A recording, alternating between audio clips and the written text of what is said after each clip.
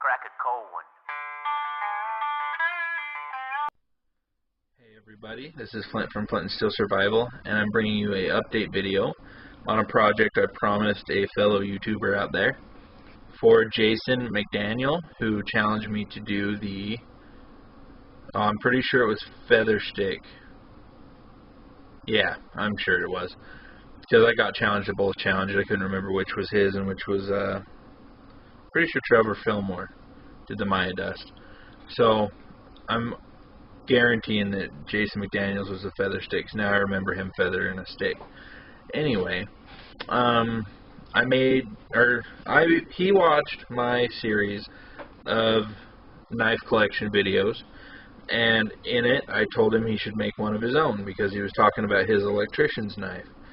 And in that conversation, he said he would, so I went and watched his series. Great video. He's got a budding knife collection, and he's got some good pieces in there. He's got a Spyderco, and he's got a Gerber multi-tool. And that multi-tool had a regular Gerber sheath, crappy nylon. The Velcro doesn't last for anything. It's all shredded. And he has a really nice multi-tool, but a substandard sheath. So what I did was I made him this one. 100% leather, flint and steel. I marked it up, I guess. Put my at least initials on it. Riveted design, saddle stitched the bottom. I don't know why I put the Lone Ranger star on there, the Texas Rangers.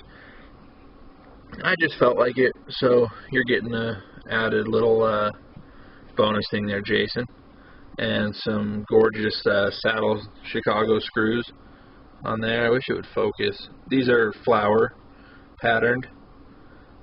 They're meant for rodeo riders, so put a couple of those on there to make sure you didn't rip through the bottom of it. And it fits my super tool very, very tightly, so I don't see why it wouldn't fit your multi-tool. First thing you're going to want to do, sir, is stick it in here for at least a couple days and let it form. Most of your retention comes from down here where it gets really thin. So if it doesn't slide in right away, and don't rip through it, it won't, it's leather, but get it down in there as deep as you can and just let it sit there for a while and really stretch it out, and then start pulling it in and out, starting to wear it in.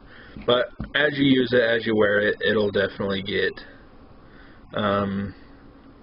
loosened up a little bit. But we talked about doing it horizontal. I started to do that and realized I didn't have enough leather left over to do a couple nice belt loops. So I figured you wouldn't mind as long as it turned out looking cool, right? So you'll have to tell me how this works for you. I'll get it shipped out sometime this week. Any problems with it, definitely let me know. And I hope you like it, and I hope it works for you. So definitely let me know, and I hope everybody that isn't Jason enjoyed seeing my leather update.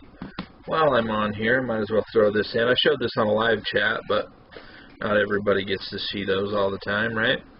This is my new Blackbird sheath. It is a tilted carry, so you carry it up a little bit. I carry it on my right side, just like this. I also put in a ferro rod loop and some bungee cord. So this is just my Coughlin's fire steel. I put a plastic spacer because I actually made the leather too tight, so put a plastic piece in there. And it just goes on like that. Got a couple more of those flower Chicago screws. A really nice thick belt loop. And this is a really nice sheath. It fits this knife really well.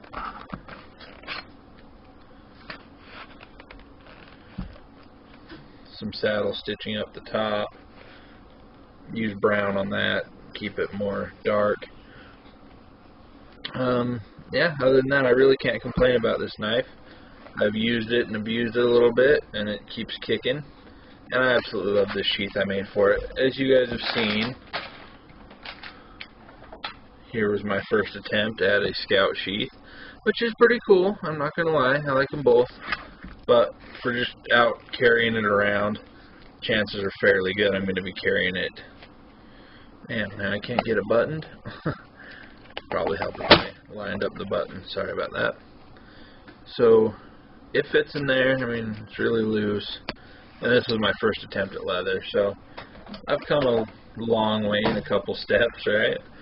What I kind of like about this is when I was first making it, it almost looks like a, revolver holster. It's got the shape, but this is just to make sure when I tilt it, it's got enough strength to keep it on my belt tilted up like that.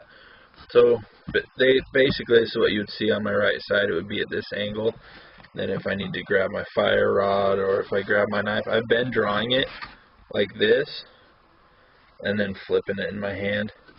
Just find it easier. If I start carrying it on the left side, which actually this doesn't really carry on the left side unless I carried it tipped backwards, I guess, which wouldn't really make a lot of sense, especially if you're carrying a pack. Then I guess there would be a time and a place for it. But another good place to carry is right on the small of your back where I was carrying the Scout sheath, because then it's just right there and you can easily grab it from behind your back like this.